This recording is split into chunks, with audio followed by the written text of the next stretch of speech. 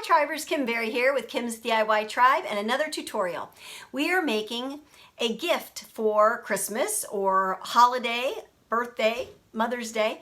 We're going to make homemade herb vinegar, but we're not just going to leave it plain herb vinegar. It's pretty special, but we're going to make it even more special by making a custom bottle for the recipient. So we're going to recycle some bottles. We're going to sanitize them, rinse them in boiling water like you would canning for jams or jellies. We're going to take the caps and we're going to cover up this with making a faux wax seal out of hot glue. And we're going to etch this with the initial or a monogram or any other message you would like to. I used my Cricut, which is behind me, to make my stencils on vinyl.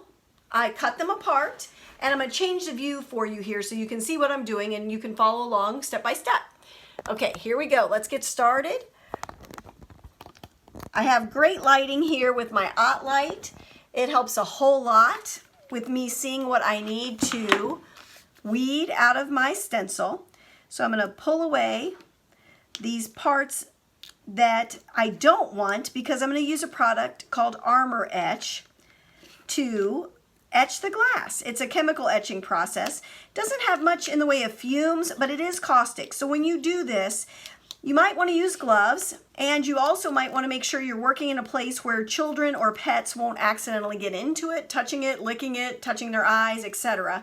But it doesn't have fumes, and it's not along the same lines as epoxy. Like you don't need any type of protective gear besides maybe rubber gloves.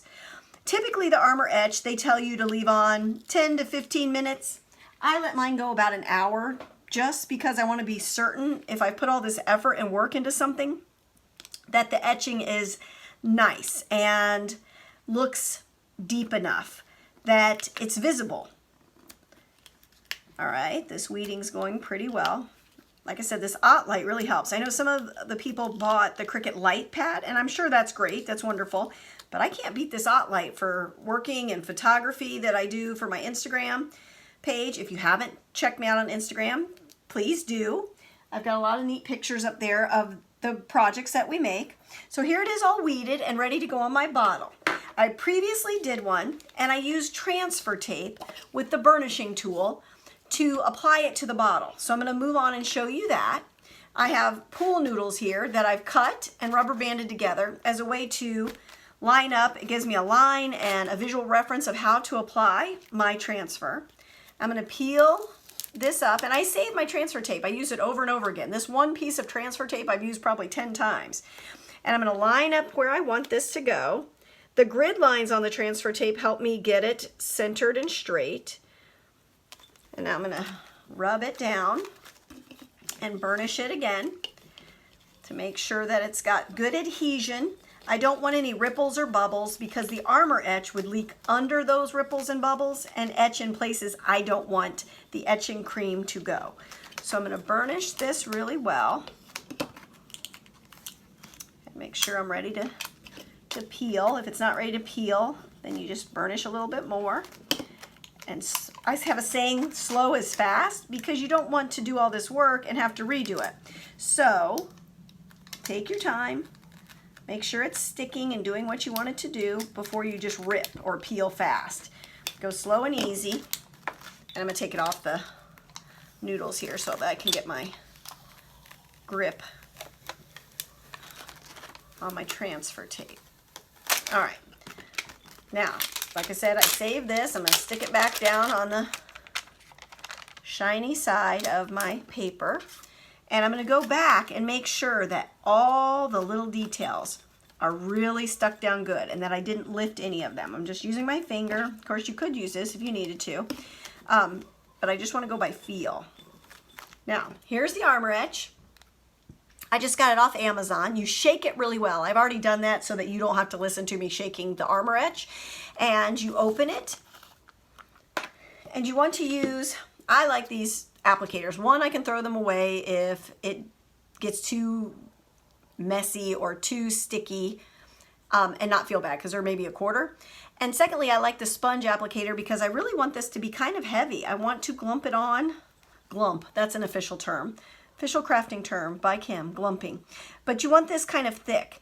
and it's not going to look pretty because we're not painting. We're literally applying a cream that you want to soak in and etch. I mean, it won't really soak in like as in be absorbent, but you want it to be thick enough that all the little corners and creases and lines have a thick layer of this cream so that the chemical reaction between the cream and the glass works its magic.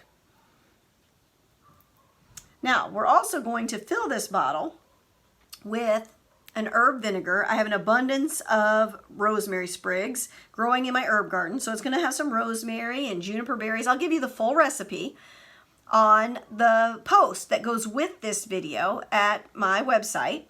See the link in the comments below.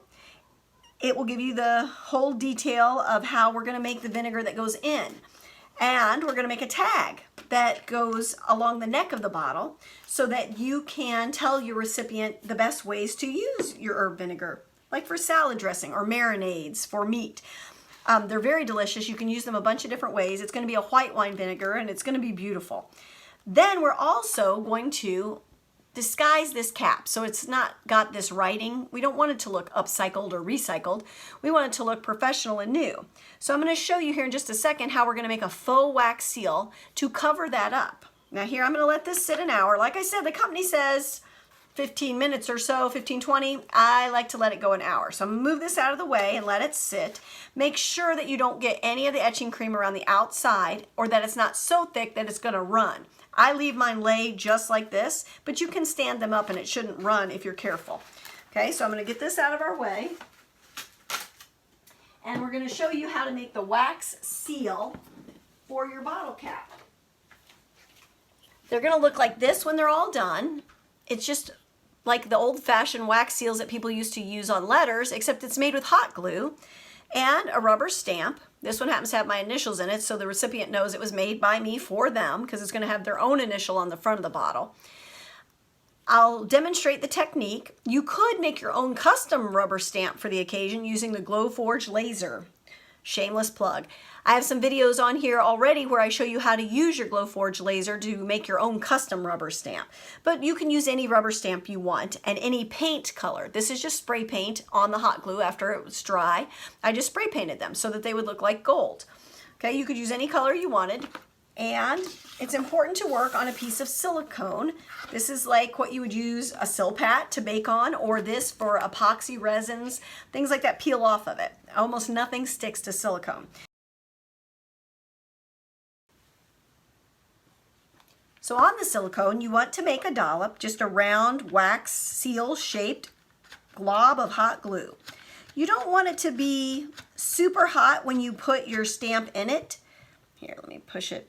I had to switch sticks. But here I'm going to put a puddle down.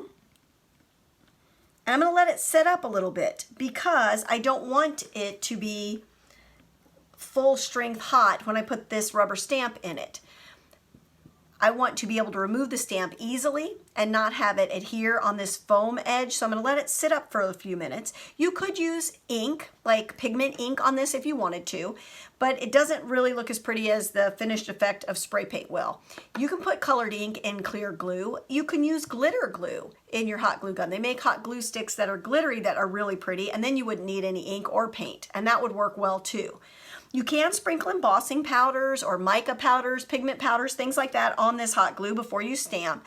But usually the impression will make, obviously, the crevice of the stamp, which shows some edges of glue.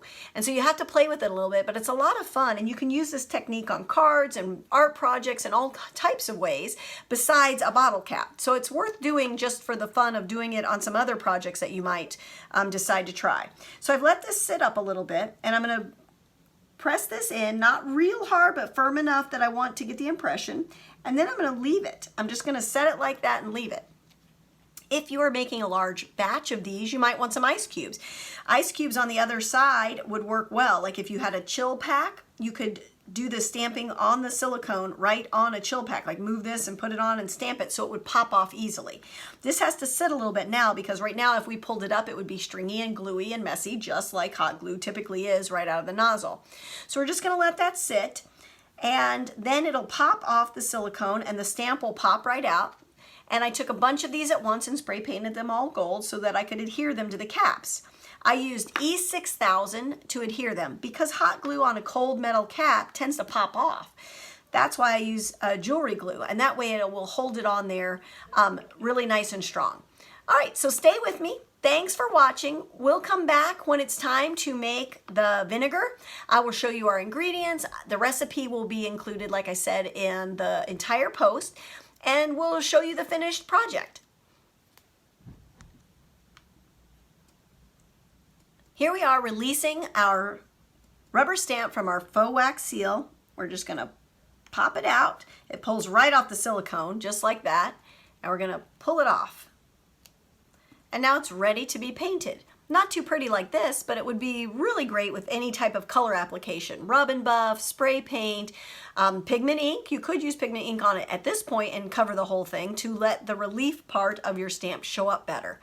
I'm gonna opt for the rubber stamped wax seal look with the spray paint, and then I'm going to adhere it.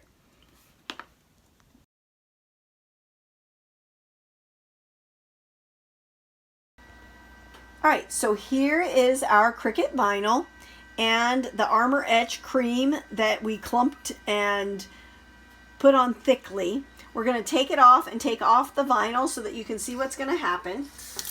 You want to scrub it off. I use just an old nail brush and just some soap and water. First I'm going to just do water, and then I'm going to put just a little bit of my dish soap,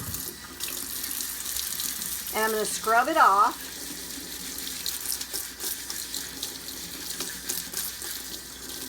And really rinse it well. And then I'm going to peel that Cricut vinyl stencil that we made.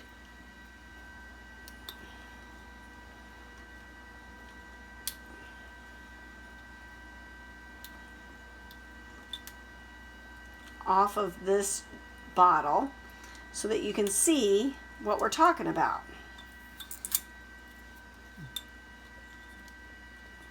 Oh goodness. All right.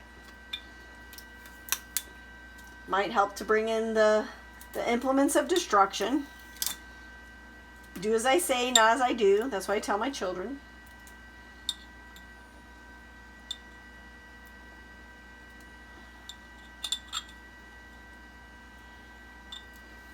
And we're going to peel all this purple stencil vinyl away. Oh, I see it.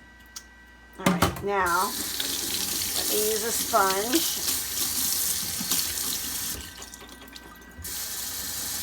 I'm not sure if the water makes it easier to see or less easy, but let's look at this. And you can see the G and the vines, and the herb vinegar will go inside. And it'll look beautiful, and this will be a custom bottle that even after the herb vinegar is gone, they can use for whatever they want. Colored water, or a display, or just even an empty bottle. It'll still look beautiful. You can put fairy lights inside the bottles and light them up, and they look amazing. All right, I'll be back with the herb vinegar, and we will finish this project.